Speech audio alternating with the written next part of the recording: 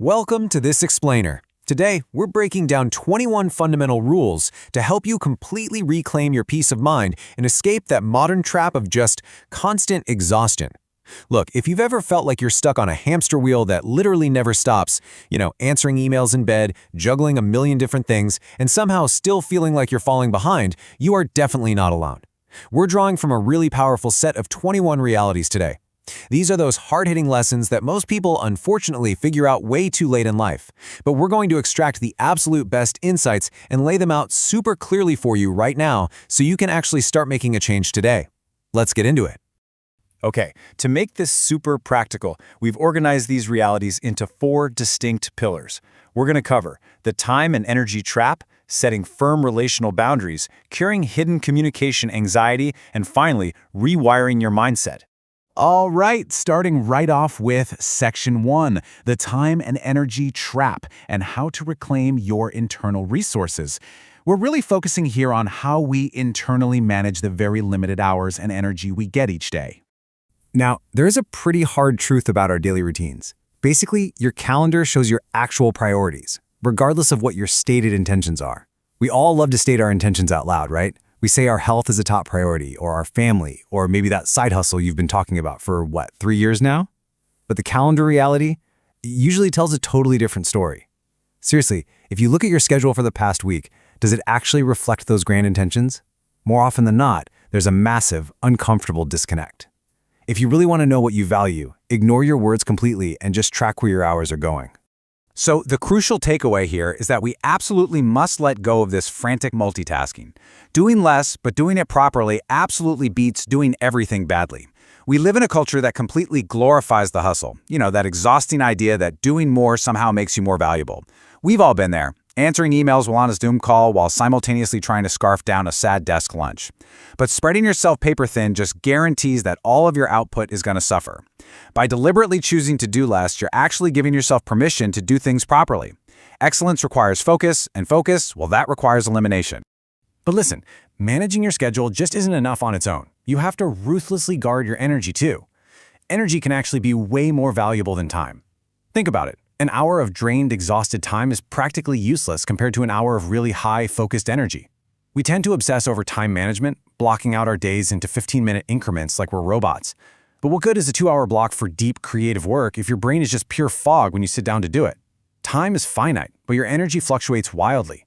You need to start paying close attention to what and who drains your battery. Is there a specific weekly meeting that just leaves you depleted? A habit that saps your drive? Figure out what those drains are and protect your high energy windows with everything you've got. Let's just pause for a second to really let this profound reality sink in. Rest isn't a reward. It is literally part of the work.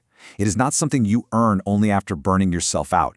It's a foundational, mandatory requirement for doing the work in the first place.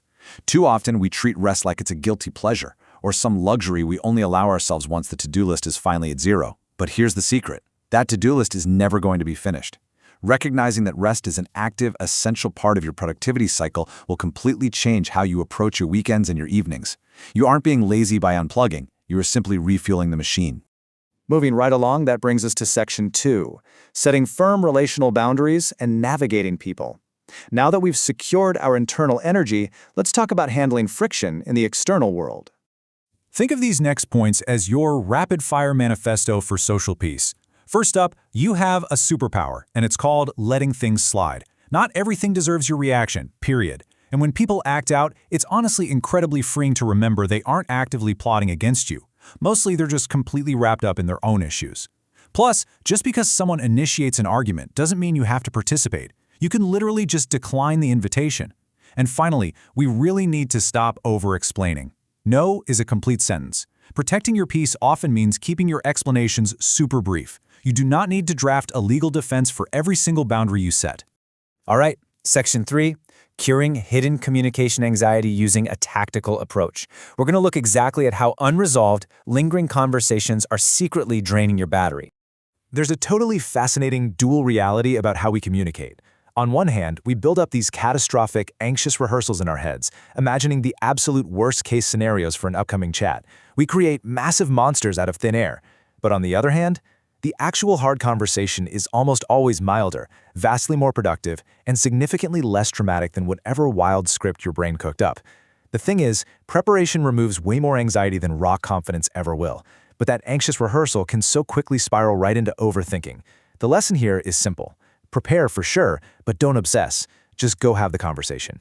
If a feeling has been sitting heavy in your chest for weeks, pay attention. That is your body's glaring signal that a decision needs to be made. That heavy feeling doesn't just magically evaporate on its own. You have to recognize that unfinished conversations create compounding stress. It is exactly like emotional interest on a massive debt. It grows every single day you avoid paying it. So your move here is to act early. Speak up before it gets harder. Knocking out a mildly uncomfortable 10-minute chat today is vastly superior to having a massive, explosive confrontation 3 months from now just because you let all that resentment build up. Now for our final pillar, Section 4, rewiring your mindset, focusing on the existential shift. To actually maintain everything we've talked about so far long-term, we need a fundamental shift in how we view our lives and our stressors. Ask yourself this exact question the next time you feel completely frantic. When you feel an intense urgency, is it real or is it just an emotion? We do this all the time. We frequently confuse the feeling of panic with actual, objective urgency. Let's say someone sends you an email with a giant red exclamation point, and suddenly you feel like you need to defuse a ticking bomb. But stop and ask, is it actually a crisis? Is the building literally on fire, or is it just their anxiety rubbing off on you? Taking just a 5-second pause to evaluate the true reality of the situation can completely change your response. Think of this as a quick, handy diagnostic check for your current level of burnout. If you find yourself constantly rushing, don't just try to run faster, look upstream. Your workload or your schedule is fundamentally broken somewhere and needs adjusting. If you're tired all the time, you need to look at how you're thinking, not just how you're working. Mental strain and negative self-talk are incredibly exhausting physically. And finally, if things just keep breaking in your life, you have to stop fixing them the exact same way. Doing the same thing over and over and expecting a different result is a total recipe for madness. You have to change the system itself. The absolute crucial point here is that harmony comes from simplification. We love to blame our lack of progress on simply not being motivated enough. But in reality, motivation is super fleeting and entirely unreliable. What you actually need is an environment free of distractions so that doing the right thing becomes the absolute easiest option. By implementing really simple routines and automating the mundane things, like wearing a uniform of similar clothes or eating the exact same breakfast every morning, you stop leaking your willpower. You conserve that precious mental bandwidth for the complex, creative, and challenging tasks that actually move the needle for you. Now, when life gets incredibly chaotic, steady, reliable consistency easily beats the explosive rocket ship of unsustainable intensity. We often default to this unsustainable intensity to catch up, right?